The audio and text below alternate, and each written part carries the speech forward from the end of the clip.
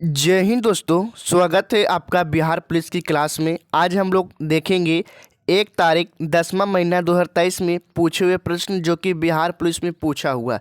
तो आपसे मेरा रिक्वेस्ट रहेगा कि वीडियो को पूरा देखिएगा और किसी भी क्वेश्चन के आंसर आपको पता होगा उसे कमेंट करके बताते चलिएगा। इससे आपका कन्फ्यूजन दूर होगा और आपका कॉन्फिडेंस बढ़ेगा, जिससे आपका सेट लगता चलेगा, ताकि आप लोग एग्जाम में कन्फ्यूज नहीं हो पाएगा और आपका एग्जाम अच्छे तरीके से जाएगा। तो चलिए, पहला क्वेश्चन का आंसर पता है उसे कमेंट करके जरूर बताइए। तो पहला नंबर का क्वेश्चन आपका बोल रहा है दोस्तों कि मैराथन दौड़ की आधिकारिक दूरी क्या है। तो मैराथन दौड़ की आधिकारिक दूरी पूछा है तो क्या हो जाएगा दोस्तों। अगर आपको इसका आंसर पता है तो कमेंट जरूर करिएगा। चलिए, तो एक का सही आंसर आपका बी हो जाएगा। 26 मील और 385 गज होती है मैराथन दौड़ की आधिकारिक दूरी। ओके ना। चलिए, अगला क्वेश्चन हो जाएगा आपका 2 नंबर का। बोल रहा है कि एरिट्रिया जो 1993 में संयुक्त राष्ट्र का 182वां सदस्य बना किस महादेश में स्थित है। तो किस महादेश में स्थित है दोस्तों। तो 2 का आंसर आपका बी हो जाएगा, अफ्रीका महादेश में स्थित है। ओके ना। चलिए, अगला प्रश्न हो जाएगा आपका 3 नंबर का। बोल रहा है कि किस भारतीय वैज्ञानिक को न केवल नोबेल पुरस्कार अपितु भारत रत्न भी प्राप्त करने का सम्मान प्राप्त है। तो किस भारतीय वैज्ञानिक को है दोस्तों। तो 3 का आंसर आपका सी हो जाएगा, डॉक्टर सीवी रमन है, जिसको न केवल नोबेल पुरस्कार बल्कि भारत रत्न भी प्राप्त करने का सम्मान है। ओके ना, इनको भारत रत्न और नोबेल पुरस्कार दोनों मिला है।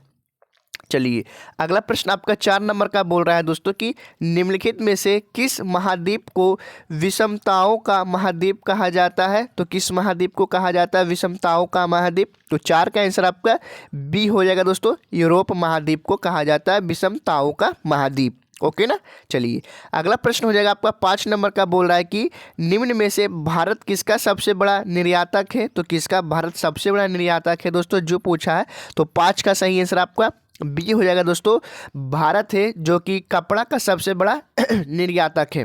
ओके ना। चलिए, अगला प्रश्न आपका हो जाएगा 6 नंबर का। बोल रहा है कि निम्नलिखित में से किस द्वीप का प्राचीन नाम सैंडविच द्वीप है। तो किस द्वीप का प्राचीन नाम सैंडविच है, जो आपसे पूछा है। तो 6 का सही आंसर आपका बी हो जाएगा दोस्तों, हवाई द्वीप का प्राचीन नाम सैंडविच द्वीप है। ओके ना। चलिए, अगला प्रश्न हो जाएगा आपका 7 नंबर का। बोल रहा है कि कौन सा एकमात्र महाद्वीप है जिससे होकर कर्क रेखा, भूमध्य रेखा और मकर रेखा गुजरती है। तो कौन सा एकमात्र महाद्वीप है दोस्तों। तो 7 का आंसर आपका ए हो जाएगा, अफ्रीका महाद्वीप हो जाएगा। क्या अफ्रीका महाद्वीप होगा जिससे होकर कर्क रेखा, भूमध्य रेखा और मकर रेखा गुजरती है। ओके ना, अफ्रीका महाद्वीप से। चलिए, अगला प्रश्न है जो कि आपका मिलान करने के लिए बोला है। तो देखिए, 8 का आंसर आपका क्या हो जाएगा। 8 का आंसर आपका डी हो जाएगा दोस्तों। क्या 8 का आंसर डी हो जाएगा। 1 मिनट, हाँ, 8 का आंसर आपका डी हो जाएगा। तो बोल रहा है 1 का 3 हो जाएगा। तो 1 का है, ए का ये 3 हो गया। ओके ना, ऐसे मिलान करना है। बी का 4 हो गया, बी का ये हो गया, ठीक। 3 का 2 हो गया, 3 का 2 हो गया, फिर डी का 1 हो गया, डी का 1 हो गया। ऐसे करके आपको एग्जाम में मिलान करना है। ओके ना। चलिए, अगला प्रश्न आपका हो जाएगा 9 नंबर का। बोल रहा है दोस्तों कि भारत का संविधान भारत को कैसे वर्णित करता है। तो कैसे वर्णित करता है। तो 9 का आंसर आपका बी हो जाएगा दोस्तों, राज्यों के संघ के रूप में वर्णित करता है भारत का संविधान। ओके ना। चलिए, तो मेरा फिर से एक रिक्वेस्ट रहेगा कि अब तक चैनल को सब्सक्राइब नहीं किए हैं दोस्तों आप लोग, तो सब्सक्राइब कर लीजिएगा, क्योंकि आपका एक सब्सक्राइब हमें मोटिवेट करता है आपके लिए वीडियो लाना। और मैं रेगुलर ऐसे वीडियो लाता हूं जो कि बिहार पुलिस में पूछे हुए क्वेश्चन लाता हूं, जो कि पिछले बिहार पुलिस के एग्जाम में पूछे जा चुके हैं, वही सारे क्वेश्चन का वीडियो मैं लाता हूं। तो आपसे एक भी वीडियो छूटे ना, इसलिए आप लोग चैनल को सब्सक्राइब कर लीजिएगा, अपने दोस्तों के साथ भी शेयर कर दीजिएगा, ताकि उनका भी तैयारी अच्छे तरीके से हो सके और इस बार वर्दी पाकर रहना है दोस्तों।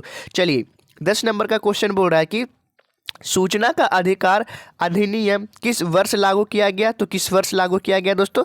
तो 10 का सही आंसर आपका ए हो जाएगा, 15 जून 2005 को सूचना का अधिकार अधिनियम लागू किया गया। ओके ना।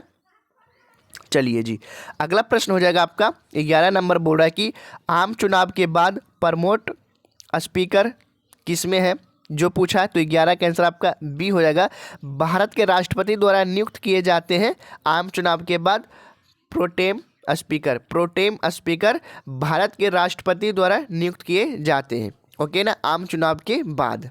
चलिए अगला प्रश्न हो जाएगा आपका 12 नंबर का, बोल रहा है कि भारत के संविधान का विचार किसने दिया था? तो किसने दिया था दोस्तों? तो 12 का आंसर आपका सी हो जाएगा, M.N. रॉय ने दिए थे भारत के संविधान का विचार।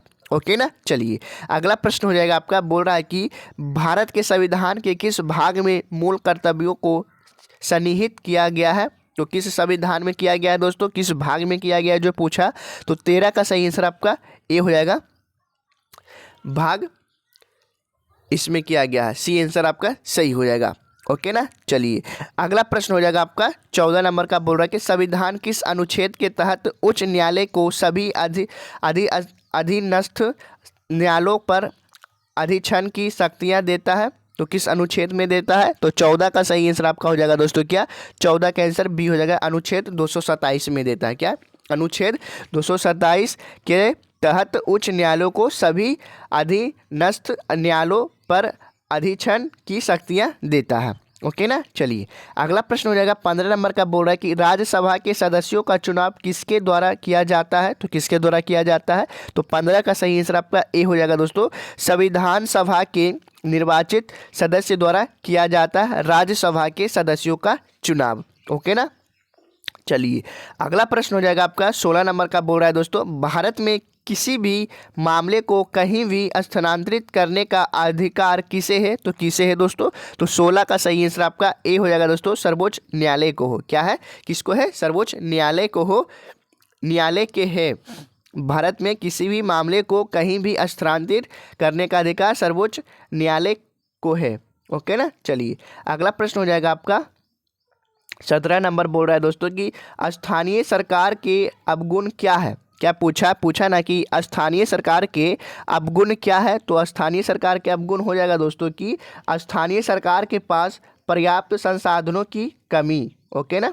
चलिए 17 का आंसर, सॉरी दोस्तों 17 का आंसर आपका डी हो जाएगा, ये उपयुक्त तो सभी आंसर आपका हो जाएगा। ओके ना, उपयुक्त तो सभी आंसर हो जाएगा। तो चलिए हम एक एक करके आपको आंसर बताते समझाते अच्छे तरीके से। पूछा आपसे कि स्थानीय सरकार के अवगुण क्या है? तो पहला है कि ग्राम सभा के चुनाव नियमित रूप से नहीं होते हैं, सही बात है। अगला है कई राज्य सरकारों ने महत्वपूर्ण शक्तियां स्थानीय सरकारों को स्थानांतरित नहीं की है, सही बात है। अगला क्वेश्चन आंसर बोला है कि स्थानीय सरकार के पास पर्याप्त साधनों की कमी है, ये भी सही बात है, इसलिए स्थानीय सरकार के अवगुण है। ओके ना। चलिए अगला प्रश्न हो जाएगा आपका 18 नंबर का, बोल रहा है कि समग्र आपूर्ति की तुलना में कुल मांग में अत्यधिक वृद्धि के परिणाम स्वरूप कीमतों के समान स्तर में निरंतर वृद्धि को कहा जाता है। तो क्या कहा जाता है जो पूछा है? तो 18 का आंसर आपका ए हो जाएगा दोस्तों, मांग जयन मुद्रास्फीति कहा जाता है। क्या? मांग जयन मुद्रास्फीति कहा जाता है। ओके ना। चलिए अगला प्रश्न हो जाएगा 19 नंबर का, बोल रहा है कि निम्नलिखित में से कौन भुगतान संतुलन के चालू खाते का हिस्सा नहीं है? तो 19 का आंसर आपका क्या हो जाएगा? तो 19 का आंसर आपका यहाँ हो जाएगा दोस्तों, एक मिनट, 19 का आंसर आपका डी हो जाएगा दोस्तों, पूंजीगत प्राप्तियां और भुगतान हो जाएगा। ओके ना। चलिए अगला प्रश्न हो जाएगा आपका 20 नंबर का, बोल रहा है कि व्यापार घाटा उस स्थिति का वर्णन करता है जहां, तो जहां क्या होता है जो पूछा है? तो 20 का आंसर आपका बी हो जाएगा, जहां वस्तुओं का निर्यात उनके आयात से कम होता है। क्या? व्यापार घाटा उस स्थिति का वर्णन करता है जहां वस्तुओं का निर्यात उनके आयात से कम होता है। ओके ना। चलिए अगला प्रश्न हो जाएगा आपका 21 नंबर का, बोला है क्या कि आधार दर वह दर है जिसके नीचे कोई भी बैंक किसी को उधार देने की अनुमति नहीं दे सकता है। बैंकों के लिए यह आधार दर कौन निर्धारित करता है? तो कौन निर्धारित करता है दोस्तों? तो 21 का आंसर आपका डी हो जाएगा, आरबीआई निर्धारित करता है, आरबीआई निर्धारित करता है। ओके ना। चलिए 22 नंबर का प्रश्न बोल रहा है क्या कि भारत में कृषि एवं संबंधित गतिविधियों के ऋण का वितरण करने में कौन कौन से बैंक संस्थाएं सर्वोच्च हिस्सा रखती है? तो कौन कौन से बैंक हिस्सा रखती है? तो 22 का आंसर आपका सी हो जाएगा दोस्तों, वाणिज्यिक बैंक रखती है। कौन रखती है? वाणिज्यिक बैंक रखती है। चलिए अगला प्रश्न हो जाएगा आपका। बोला कि भारत के सर्वप्रथम मुख्य चुनाव आयुक्त कौन थे? तो कौन थे दोस्तों? तो 23 का सही आंसर आपका क्या हो जाएगा? तो 23 का आंसर आपका सी हो जाएगा दोस्तों, सुकुमार सेन थे। कौन थे? भारत के सर्वप्रथम मुख्य चुनाव आयुक्त कौन थे? तो सुकुमार सेन थे। चलिए अगला प्रश्न हो जाएगा 24 नंबर का। बोल रहा है कि जिस ब्याज से कम दर पर बैंक द्वारा ग्राहकों को उधार देने की उम्मीद नहीं की जा सकती है उसे क्या कहा जाता है? तो उसे क्या कहा जाता है? तो 24 का आंसर आपका बी हो जाएगा, आधार दर कहा जाता है। क्या? आधार दर कहा जाता है। चलिए अगला प्रश्न हो जाएगा। बोल रहा है कि भारत में NABRAD नवाडा बैंक किसको निर्पुत प्रदान नहीं करता है? तो किनको प्रदान नहीं करता है? तो 25 का सही आंसर आपका सी हो जाएगा दोस्तों, निर्यात आयात बैंक को प्राप्त नहीं करता है। ओके ना। चलिए अगला प्रश्न हो जाएगा। बोला कि प्रतिकूल भुगतान संतुलन की समस्या कब उत्पन्न होती है? तो कब उत्पन्न होती है दोस्तों? तो 26 का सही आंसर आपका डी हो जाएगा, जब आयात निर्यात से अधिक होता है।